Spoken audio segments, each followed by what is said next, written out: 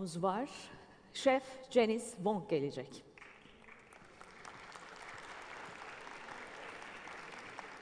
Şef Janice Wong'un sürekli gelişen tatlı kreasyonları dünyanın en iyi mutfak okulu olan Le Cordon Bleu Paris'teki çalışmalarıyla başlamış.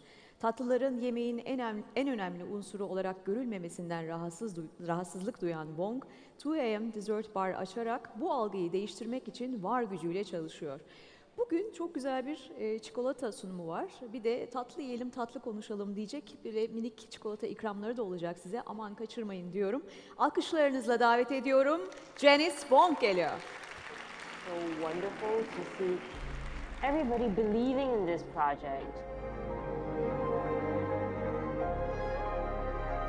Yeah, when you dare to be different, people see you differently. And of course, you know, for me, it's very simple. It's bring that joy to people. And I guess I'm very blessed because I do have the ability to have opportunities like this to do it directly to the people.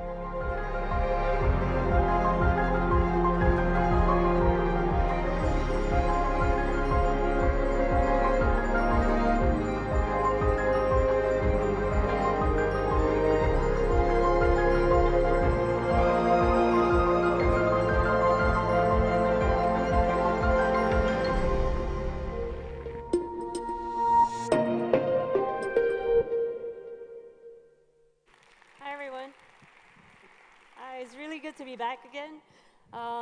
That was actually just a 50-second clip of a 5-minute video, but why I wanted to show it because we just finished that exhibition just last month, and it really spoke a lot because in this exhibition, we were all using sustainable materials to paint.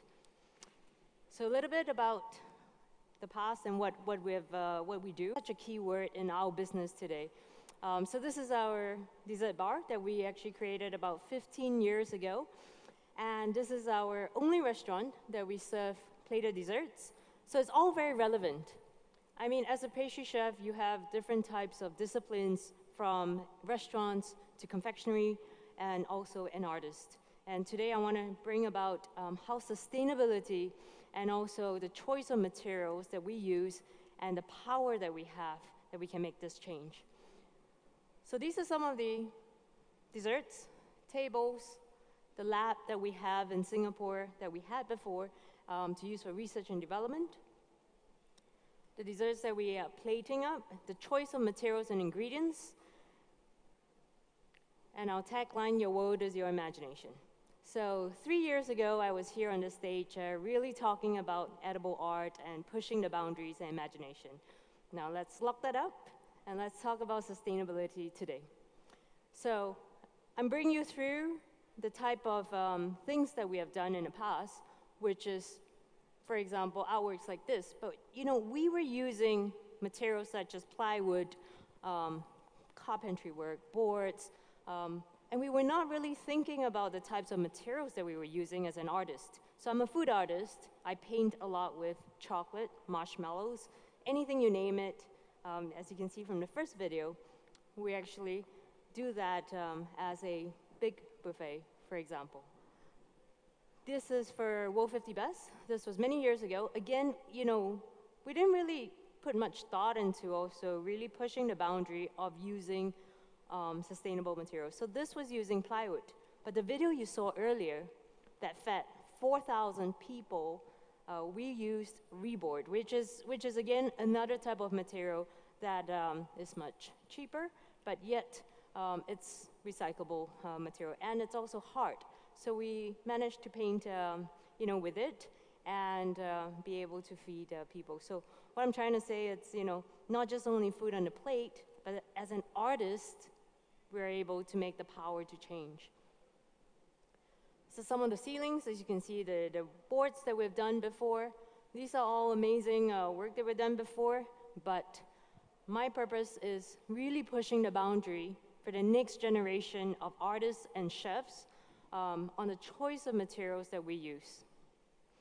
So right now, every single project that we have for edible art, whether it's feeding 10,000 people or 100 people, today I'm gonna feed all of you chocolates. I think you heard it. There will be chocolates distributed everywhere.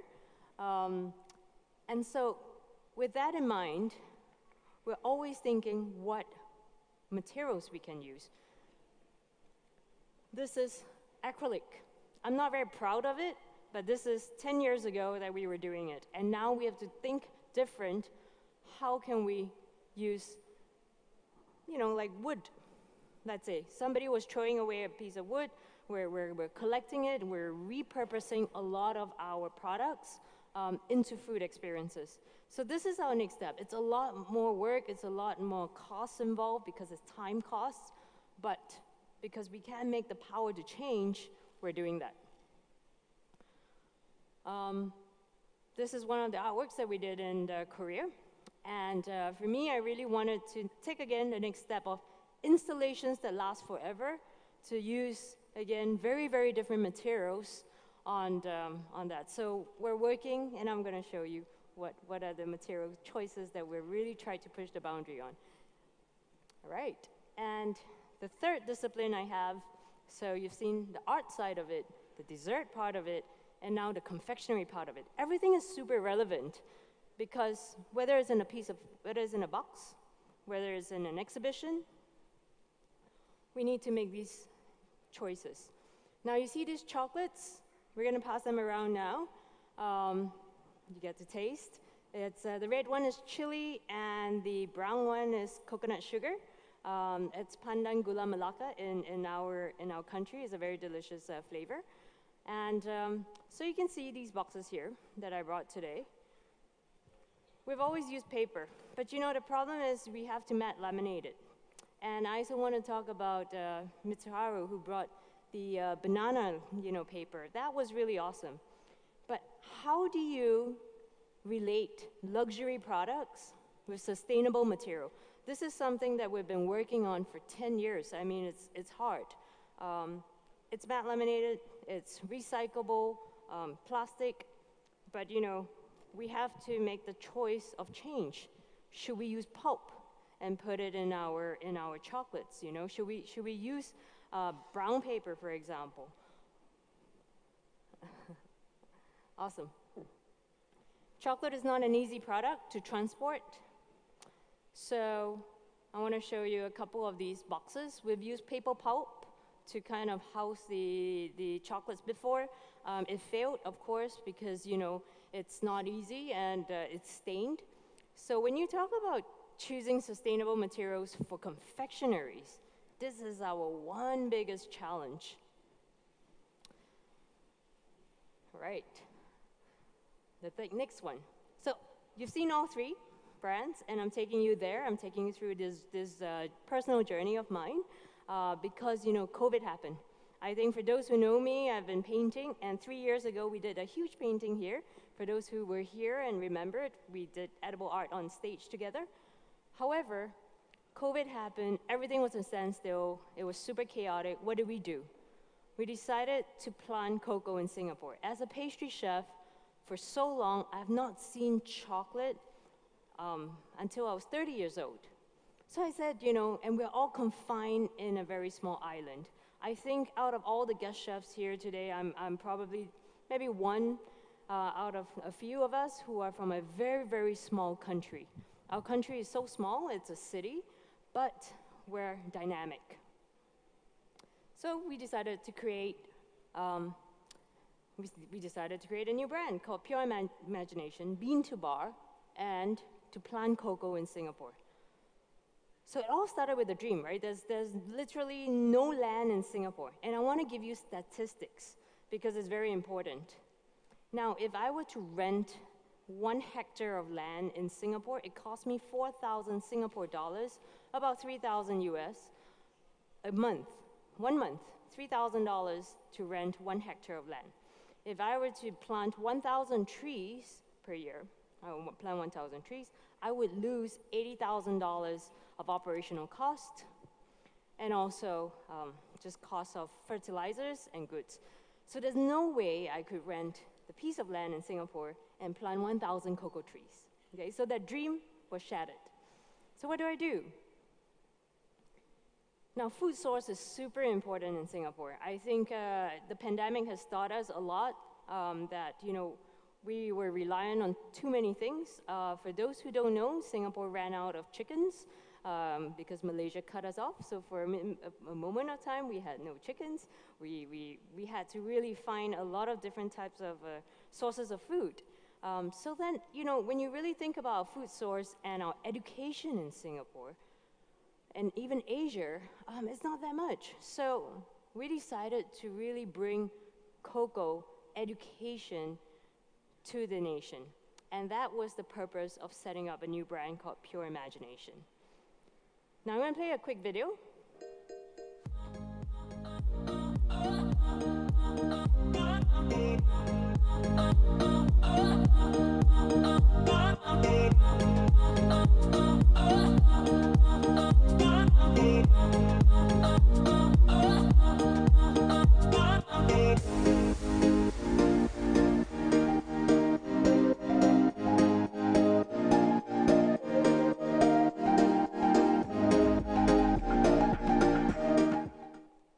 That's a very quick video from our IG, Pure Imagination, JW Pure Imagination.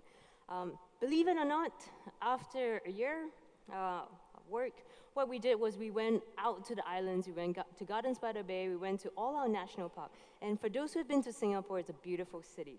It's probably, yeah, I would say one of the most beautiful cities as well. Smallest, but beautiful.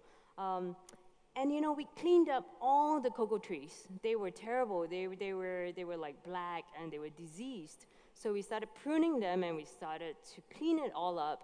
And then we finally were able to harvest. So what I'm holding today is Singapore chocolate. I would never imagine in my entire career to be doing this for our nation, but also to bring the education of cocoa, to even hold this in my hand when I was studying as a pastry student in our nation. I think this is a dream that everyone was part of, and I will share with you why and how. But I think there's also a lot of students here, pastry students here, who are working with chocolate and have never held chocolate, right? For those who have never seen a cocoa, tasted a cocoa, please join me on stage. All right, so we got some of them there. I think whoever. We're gonna cut this open, we're gonna taste it together, and to me, this is purpose. So we started taking all the good cocoa, and then we were teaching everybody how to do germination and sprouting. I think Gokman knows that my speech is always very interactive, so there's always like maybe 20 people up on stage with me by chance. Okay, that's an army of people, fantastic. All right, you're gonna hold it. Oh my God. I think I asked for 2. Wow, this is fantastic. You guys all get chocolates, okay? Super amazing. All right, so you're gonna cut it, okay? Oh. Okay, so you do it like that. Don't cut your finger, all right? Just do it like that, all right? And then you're gonna break it open. Okay, hold this for me. Okay, you break it, all right? All right, can I get a guy over here? You, okay, you? Okay, you take the knife, all right? Where's the other cocoa? Yeah, all right, you can cut it. You come in the middle. You come in the middle, okay? So what you need to do is one hand here and one hand here, all right? Just be careful, yeah. All right, you come in front here, you stand here, you doing that? But, all right, this is overwhelming. Oh, great, you can stand here. So this is the number of people that are in pastry and have never seen or tasted cocoa. Now, like, imagine our entire country is like that, right? They have never tasted, they don't understand it, they only see the brown stuff. But this is what I'm saying, it's a movement, and everyone can be part of it. Fabulous. Great. Okay, so now you break it open, you break it off like this. Okay, you have to cut more. Okay. Now you can taste it. Take one seed. Everybody take one seed. Suck it in your mouth. You taste mango notes, pineapple notes. I hope the boy doesn't cut his finger. But you taste mango, pineapple. You taste all these amazing soursop notes to it. And for us, the education of cocoa is so simple. It's basically, it's great. Yeah, taste it. Put it in your mouth. Now you taste that, suck on it first because you get the first taste of cocoa, which is sweet. Now, cocoa has this immense amount of complexity. So it's sweet first, and after when it's sweet, when you bite into it, it's like acidic, it's bitter, it's astringent, it's nothing like cocoa yet, okay? New experience. It's a new experience. Fantastic, fantastic. So that's great. I'm gonna get my clicker. You guys experience your cocoa. I'm gonna continue my talk. 1 second.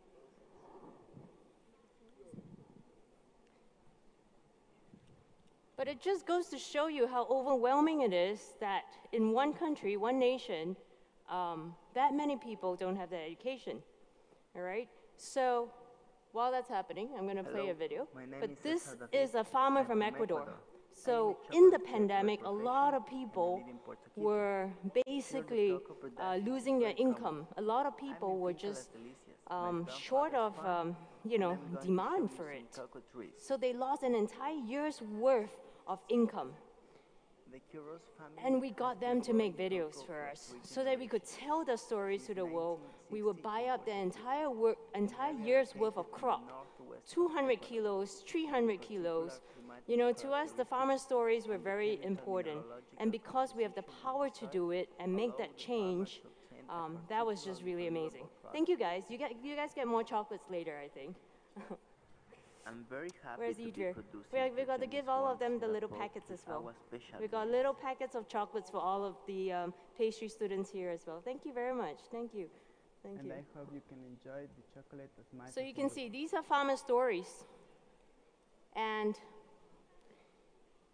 next slide I want to share with you is how we do it.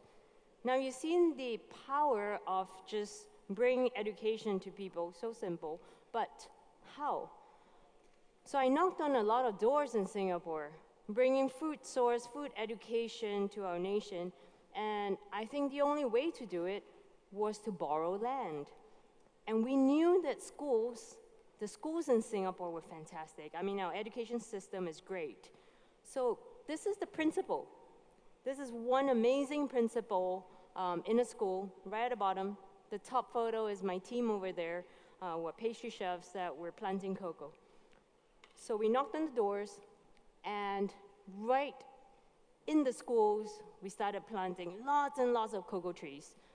We still have to pay for maintenance. We put in the irrigation. We were paying about $200 a month minimum. This is an investment that we have to pay for 40 trees. So it's still a lot of money for very little cocoa. But it was possible. And right now, homes. You can see these are all in people's houses.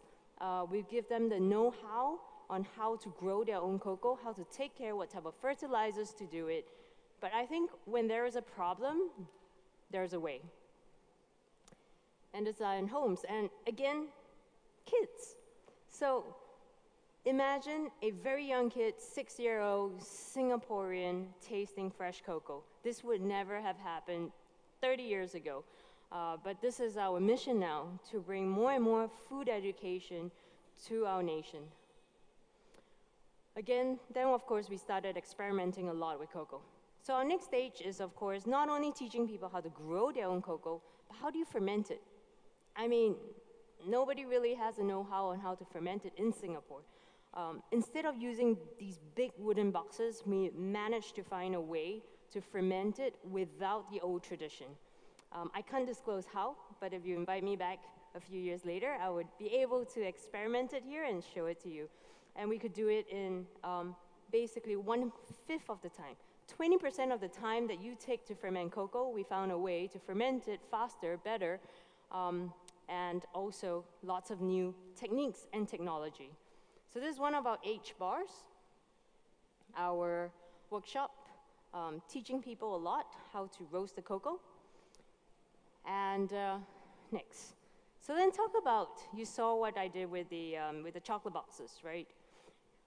I mean, when you look at the cocoa, when you look at this fruit, oh, the fruit is all gone, all right. When you look at the fruit, it's so much waste. So for every 1 kilo, you get 10 kilos of this. Every 1 kilo of beans, you have 10 kilos of this. So we needed to process it. Now, this is a project I did with Kashkao. They are in Ecuador. And for 2 years, we're working with them to try and create sustainable materials for our furniture, for our shops, for our packaging. Now, but the problem is business sustainability. It is just too expensive. These are bio leather, cork, that we made out of this. To me, I think it is still a little bit of a long way to go because we cannot bring the cost down, cost of transportation, the cost of scaling it up.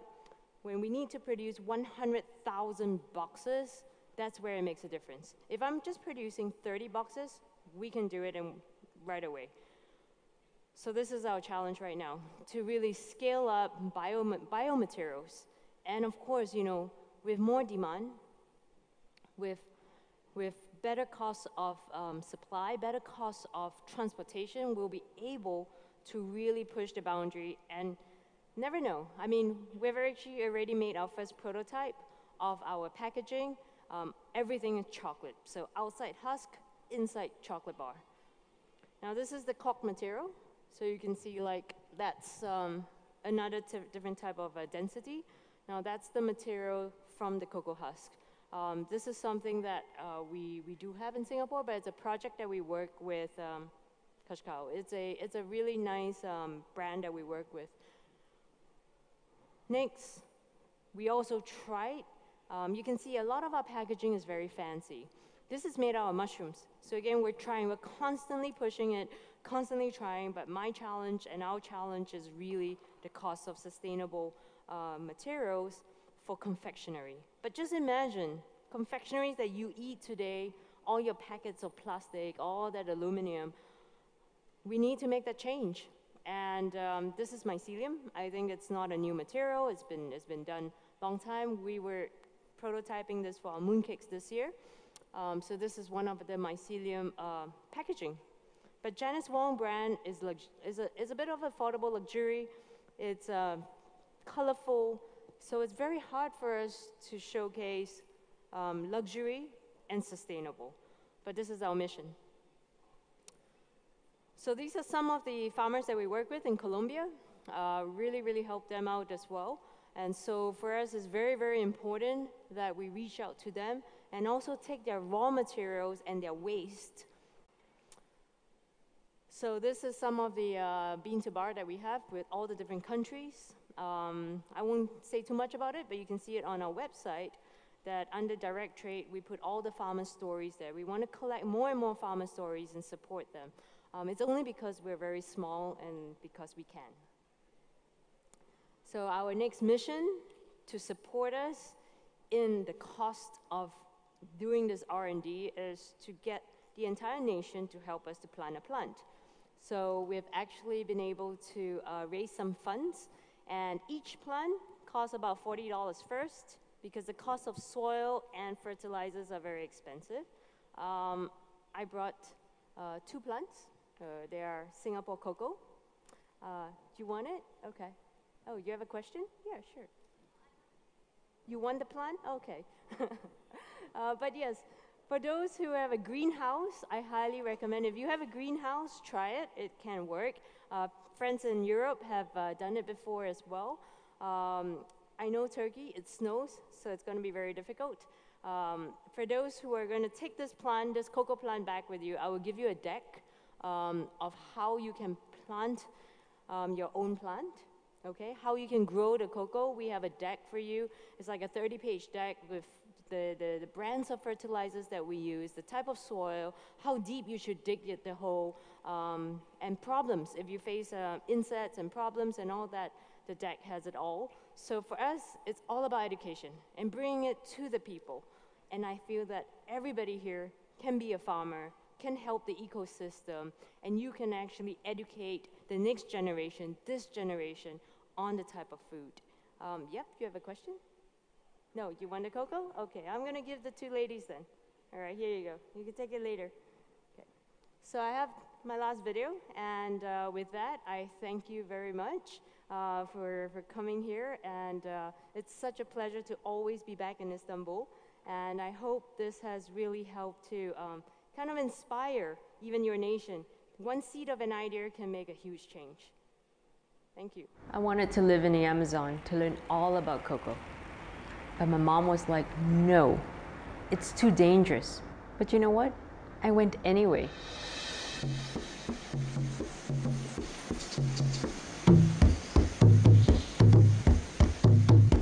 The journey of our chocolate begins with our farmers.